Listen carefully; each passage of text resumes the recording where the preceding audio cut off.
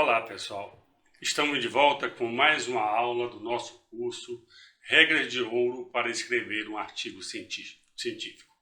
Esta é a nossa quarta aula e o tema será posicionamentos sobre os autores do artigo. Vamos lá? Existem algumas perguntas que precisam ser respondidas. Primeiro, quantos autores eu posso ou devo colocar em meu artigo? Quem deve ser considerado autor e coautor? Quem deve e pode ser considerado autor e coautor do artigo?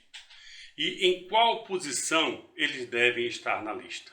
Vamos a essa primeira pergunta. Quantos autores eu posso colocar no meu artigo? Nesse caso, você precisa consultar a política da revista que você vai publicar. Então, se você já identificou que vai publicar na revista X, você deve ir lá na revista, no setor de normas para publicação, e lá vai ter escrito quantos autores você pode publicar, dependendo do tipo do artigo que será publicado. Vamos ver um exemplo? Aqui estão as normas para publicação da revista oficial da Sociedade Brasileira de Cardiologia, que são os arquivos brasileiros de cardiologia. E lá está muito claro. Se você quer publicar ou vai publicar um artigo original, o número máximo de autores que essa revista aceita são 10 autores. Se você vai publicar um editorial, ele aceita até 2 autores. Se você vai publicar um artigo de revisão ou uma atualização clínica, os arquivos brasileiros de cardiologia aceitam até 4 autores para esse tipo de artigo. Se é um relato de caso, 6 autores. E assim vai. Agora, cada revista tem a sua política. Por exemplo, a New England Journal of Medicine, eles aceitam até 2 autores para um relato de caso. Então, obviamente, você vai ter que consultar as normas da revista que você escolheu para fazer a publicação e seguir essas normas. Ok? E quem deve ser considerado autor, quem deve e pode ser considerado autor e coautor do seu trabalho? Isso depende um pouco. Eu tenho uma opinião própria.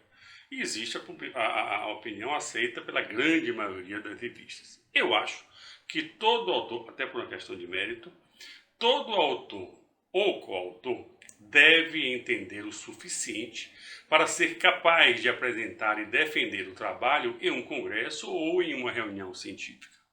Essa não é uma opinião apenas minha. Existem vários pesquisadores, várias pessoas que publicam, que pensam dessa forma. Mas a maioria das revistas acha que qualquer pessoa que teve uma contribuição significativa para o trabalho pode e deve ser um dos autores, inclusive estudantes e técnicos. Aí fica a questão, e o que é que se considera contribuição significativa para o trabalho? É considerado contribuição significativa para o trabalho científico aquele que teve a ideia do trabalho, que participou da gênese do trabalho. Aquele que participou no desenho do estudo. Aquele que, de alguma forma, desenvolveu um método. Ou fez a primeira observação de uma nova situação clínica. Aquele indivíduo que fez a revisão de literatura também pode e deve participar. Aquele que forneceu um item essencial ou forneceu os pacientes. Aqueles que participaram da coleta de dados. Aqueles que participaram da realização de experimentos. Fizeram a análise e interpretação dos dados, aquele que escreveu o rascunho, aquele que fez a interpretação crítica dos dados e do rascunho do trabalho, e até mesmo aquele que teve uma nova visão do cenário. Lembre, as revistas hoje solicitam ao final do encaminhamento que você diga qual foi a contribuição de cada autor. Então isso deve ser em mente, devemos ser justos, e colocar lá em qual parte do artigo ou qual contribuição cada um dos autores ofereceu para aquele trabalho.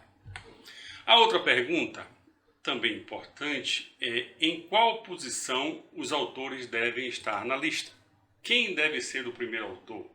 Quem pode e deve ser o último autor? O segundo, terceiro, quarto, quinto e por aí vai. Em geral é isso aqui que se segue, pessoal. O primeiro autor é aquela pessoa que mais contribuiu para o trabalho. Usualmente, foi ele quem escreveu e administrou o manuscrito.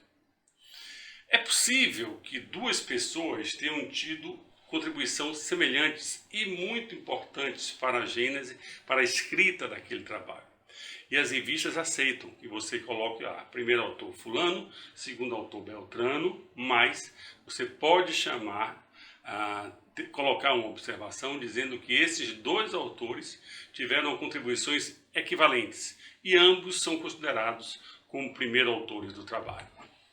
Os autores intermediários, do segundo até o penúltimo, eles vão estar colocados nessa sequência em ordem com a contribuição que ele deu. Quanto mais ele contribuiu para que aquele artigo fosse escrito e encaminhado para a publicação, mais próximo do primeiro autor ele deve ficar.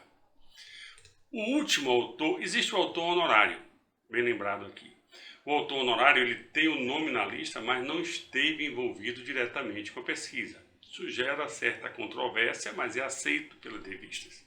Usualmente o diretor do departamento, o chefe do serviço, enfim. Isso pode ser aceito, isso usualmente é aceito pela revista. O último autor, com frequência, é o autor mais importante depois do primeiro. Esse último autor costuma ser o autor sênior e, com frequência, aquele que foi responsável pelos fundos que financiou a pesquisa. Para finalizar, temos que dizer quem é o autor correspondente. Quem é que vai ser o autor responsável pelo contato com a revista e, posteriormente, com os leitores do artigo.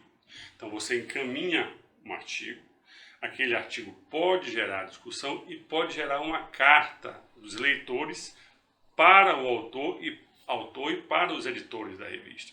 Então, é preciso que haja um autor, dentre os que foram colocados na revista, é claro, que seja o autor correspondente. É o autor que vai responder essas questões, que vai entrar em contato com o editor da revista. Com frequência, esse autor correspondente ou é a pessoa que ficou como primeiro autor ou a pessoa que ficou como o último autor da revista. Ok? Sigam essas normas, que a tendência é que a coisa ande da forma mais adequada possível para que você consiga uma boa publicação para o seu trabalho, para o seu artigo. Foi esse o tópico desta aula, posicionamentos sobre os autores do artigo. Na próxima aula, nós vamos falar sobre como escrever o resumo, o abstract do seu artigo. Ok? Nos veremos já. Um abraço, até lá.